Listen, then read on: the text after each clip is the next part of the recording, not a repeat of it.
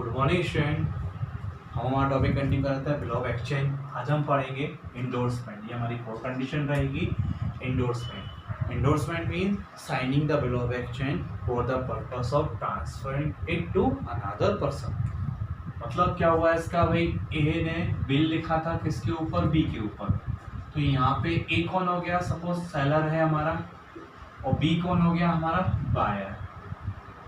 तो बिल किसके पास रहेगा, बिल हमारे किसके पास रहेगा, ए के पास। तो ए के पास अभी बिल है हमारा। तो ए ने क्या करा, ए ने तो बिल ड्रॉ किया था और बिल इसने एक्सेप्ट किया था। तो बी तो हमारा एक्सेप्टर हो गया और ये ड्रॉअर हो गया।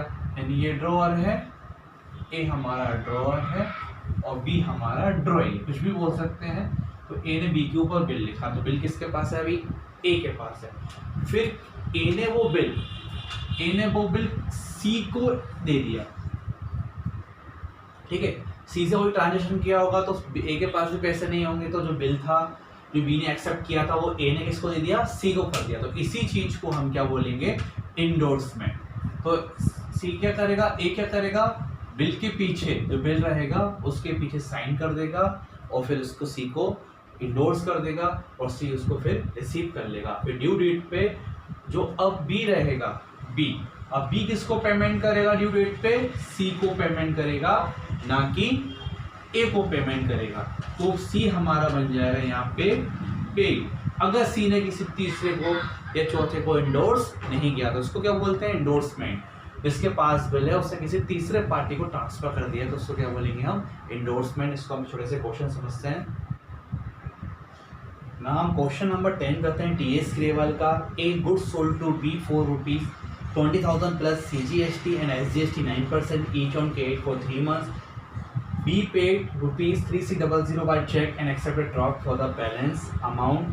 The draft was endorsed in favor of C who get the payment on maturity. Give journal entry the books of A. तो हमें A की बुक्स में एंट्री करनी, करते हैं हम एंट्री। क्या एंट्री करेंगे, सबसे पहले तो सेल कर रहे हैं।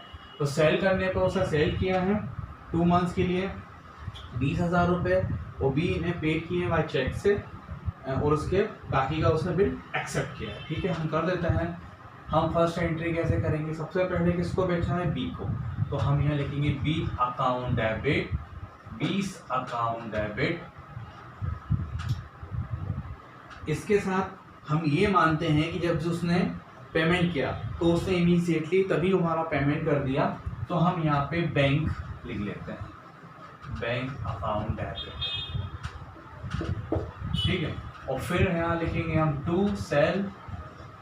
तो सेल की अमाउंट कितनी है हमारी, टू सेल्स अकाउंट। तो सेल्स तो हम करने वाले हैं कितने,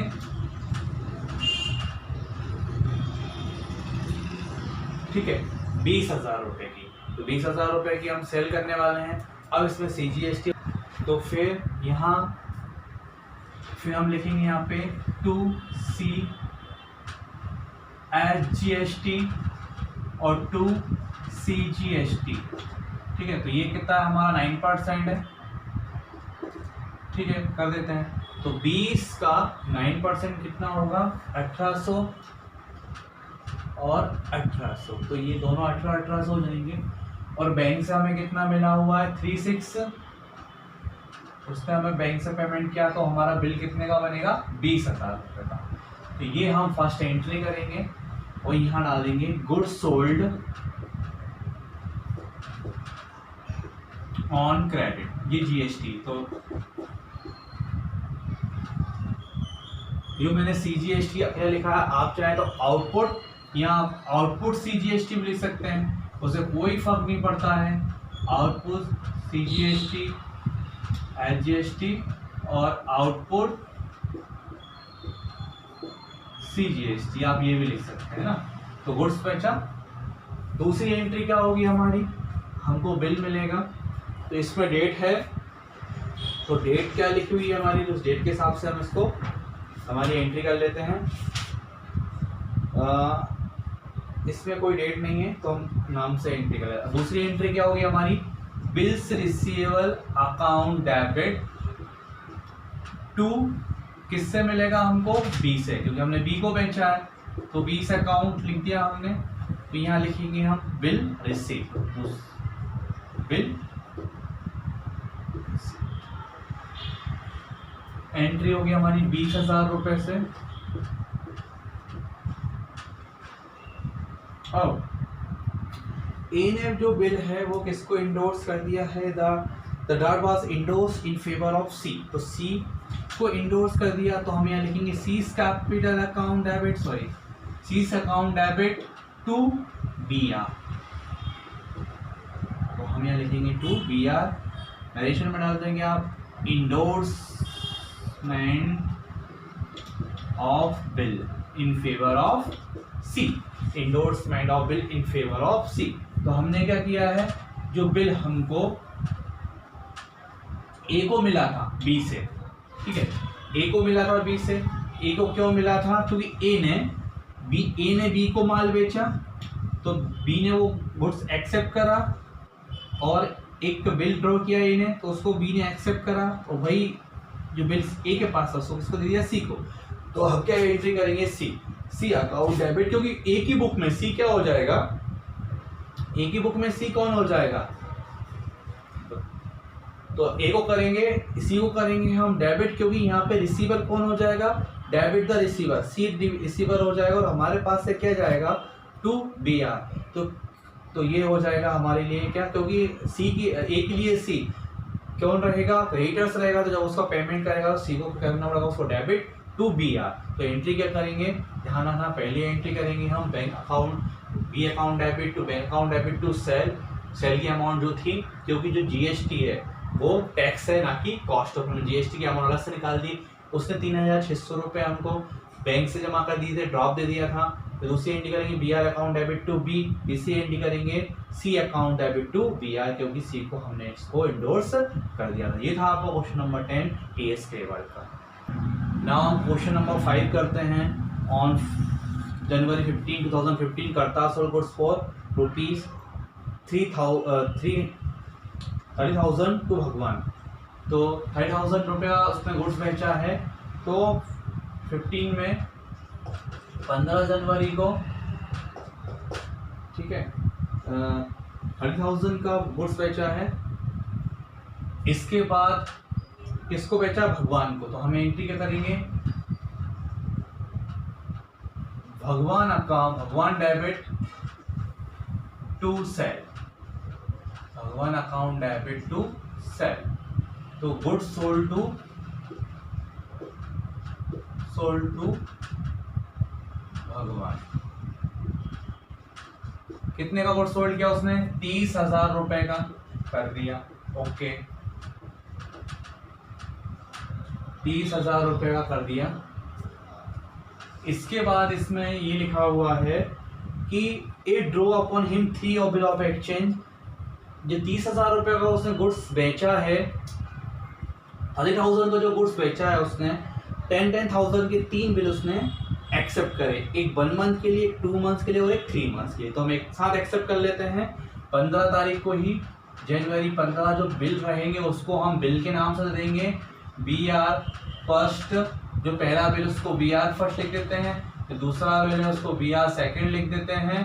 बी आर अकाउंट, तो ये फर्स्ट है हमारा, ये बी आर अकाउंट, इसको हम सेकेंड नाम दे देते हैं, और जो बी आर अकाउंट्स रहेगा हमारा बिल, इसको हम थर्ड नाम दे देते हैं, और टू भगवान कर देते हैं, ठीक है। इस तरीके से बिल रिसीव्ड हो गए, हमको बिल रिसीव्ड हो गया। अब बिल रिसीव्ड हो गया 10,000 का, सबकी जो ड्यू डेट है वो सबकी अलग अलग रहेगी, क्योंकि एक बिल है, एक महीने के लिए दूसरा बिल, दूसरे महीने के लिए तीसरा बिल, तीसरे महीने के लिए, और सबकी कंडीशंस भी क्या है, अलग अलग, ठीक है। तो पहली कंडीशन में है the first bill was written by the कर्ता टिल मैच्योरिटी के लिए है, तो फर्स्ट, पहले हम फर्स्ट बिल का कर रहे हैं भाई, फर्स्ट बिल की कंडीशन देख रहे हैं, पहली कंडीशन। तो फर्स्ट कंडीशन 1 मंथ के लिए था, 15 से 15 फरवरी, एक महीना, 16, 17, 18, ड्यू डेट क्या होगी हमारी 18 फेब, ये हम फर्स्ट बिल के लिए कर रहे हैं। तो क्या एंट्री करेंगे हम, हमको पैसा मिल जाएगा cash account debit due date पे, तो to B R first account, तो यहाँ लिखेंगे हम cash received in respect of bill. Bill के रिस्पेक्ट में आपको केस रिसीव्ड हो गया। तो ये तो हो गया आपका फर्स्ट कंडीशन। जैसे फर्स्ट बिल था तो मैच्योर डेट पे था, बिल मिल गया, कोई दिक्कत नहीं। अमाउंट लिखेंगे हम यहाँ 10,000। 10,000 क्यों लिखेंगे कि पहला बिल की कंडीशन यही थी, पहला बिल का काम खत्म हो गया भाई। अब जो दूसरा बिल था उसको इसने कहाँ पे ट्रांसफर कर दिया, किसी रत्ना को दे दिया, क्रेडिटर्स को। तो अब जो दूसरा बिल था 2 महीने के लिए था, तो ये था हमारा 18 मार्च के लिए आएगा। तो हम ड्यू डेट लिखेंगे 18 मार्च। और रत्ना के लिए ट्रांसफर कर दिया। रत्ना जो है वो क्रेडिटर है, तो रत्ना डेबिट टू BR। ये कंडीशन नंबर कौन सी है, third. Ratna debit to BR account. ये बिल कौन सा है, सेकंड। जो बिल सेकंड था उसको रत्ना इंडोर्स कर दिया, तो हम यहाँ डाल सकते हैं इंडोर्समेंट ऑफ बिल। इसमें तीनों कंडीशन दे दी आपको। पहला बिल को तो ड्यू डेट तक रिटेन करके रख रहे हैं, यानी मैच्योर डेट तक जब आएगी, जब पेमेंट करेंगे, तो इसकी अमाउंट भी कितनी आएगी आपकी 10,000। पहला बिल ड्यू डेट तक रखना था, दूसरा बिल रत्ना को उसने ट्रांसफर कर दिया, इंडोर्स कर दिया। अब थर्ड कंडीशन है कि उससे जो बिल था थर्ड वाला, उसको बैंक से डिस्काउंट करा लिया। ठीक है, अब वो एंट्री करते हैं हम। अब हम जो हमारी थर्ड बिल था उसकी कंडीशन थी कि उसको बैंक से डिस्काउंट करा लिया, तो हम ये मानेंगे कि 15 तारीख को ही उसने बैंक से डिस्काउंट करा लिया। ठीक है, 15 तारीख को ही उसने बैंक से डिस्काउंट करा लिया। तो क्या एंट्री करेंगे हम, bank account debit, discount account debit to BR account.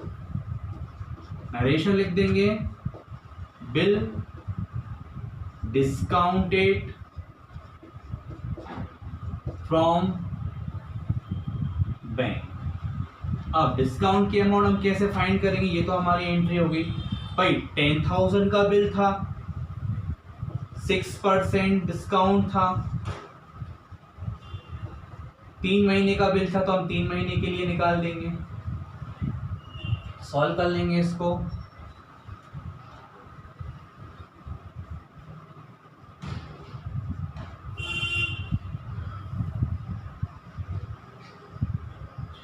ठीक है, तो 150 जो 150 रहेगा वो हमारे डिस्काउंट की अमाउंट रहेगी। तो 150 मैं यहाँ लिख दूंगा।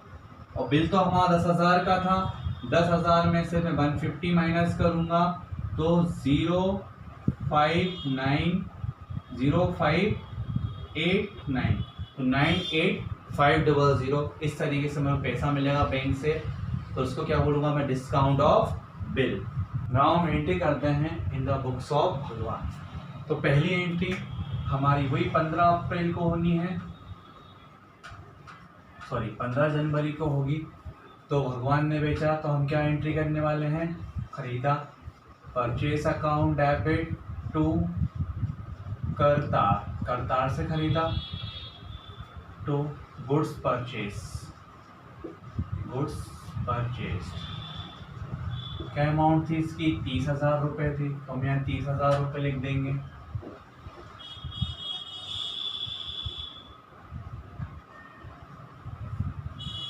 फिर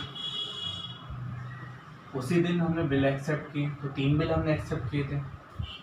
तो क्या एंट्री करेंगे हम, करतार को करेंगे डेबिट, उसको बिल देंगे, तो bills payable account debit, bills payable account debit, और 2 bills payable account debit. 3 bill दिए थे, तो इनको नाम दे देते हैं हम, फर्स्ट, सेकंड, थर्ड। और फिर यहाँ लिख सकते हैं बिल रिसीव्ड। सबकी अमाउंट पता है आपको, 10,000 रुपये थी, 30,000 रुपये, 10,000 और 10,000। ठीक है, इसको हम अब फर्स्ट बिल हमारा फर्स्ट ड्यू डेट पे क्लियर होगा, यानी फर्स्ट एक मंथ का था तो ड्यू डेट कब होगी हमारी 18 फेब को। तो हम एंट्री करेंगे, क्या एंट्री करेंगे, बिल्स पेबल अकाउंट कौन सा है, फर्स्ट करेंगे debit to cash. First entry हो जाएगी हमारी, नरेशन आपको पता है क्या लिखना है। सेकंड हमारा 2 मंथ बाद होगा यानी मार्च को होगा, तो हम क्या एंट्री करेंगे, bills payable second account debit, second रहेगा 2 मंथ का रहेगा तो कैश अकाउंट डेबिट, ये हमारा कंप्लीट हुआ। और दोनों की अमाउंट हमारी 10,000 आएंगी। इसकी बुक में कोई इफेक्ट नहीं पड़ने वाला क्योंकि इंडोर्स किसने किया, ड्रॉवर ने किया, और डिस्काउंटेड भी किसने किया, ड्रॉवर ने किया, तो उसमें कोई फ़र्क नहीं पड़ेगा। अब जो थर्ड बिल रहेगा वो हमारा 18 अप्रैल को हम देंगे, तो वो भी हमारी यही सेम एंट्री होगी, बिल्स पेबल अकाउंट डेबिट। कौन सा बिल ले लेते हैं हम यहाँ पे, थर्ड, टू कैश अकाउंट। मैंने कैश अकाउंट लिख दिया, नरेशन लिख सकते हैं, पेमेंट ऑफ बिल, तीनों में हमारा सेम नरेशन आ जाएगा। तो इसकी अमाउंट भी कितनी आनी है हमारी, 10,000 और 10,000। आई होप आपको ये दोनों क्वेश्चन समझ में आए होंगे और इसकी तीनों की तीन कंडीशन भी समझ में आएंगी। पहली कंडीशन मैच्योरिटी डेट की है, दूसरी कंडीशन हमारी इंडोर्समेंट की, तीसरी कंडीशन हमारी डिस्काउंटिंग ऑफ बिल जो हम पहले ही डिस्कस कर चुके हैं। Thank you.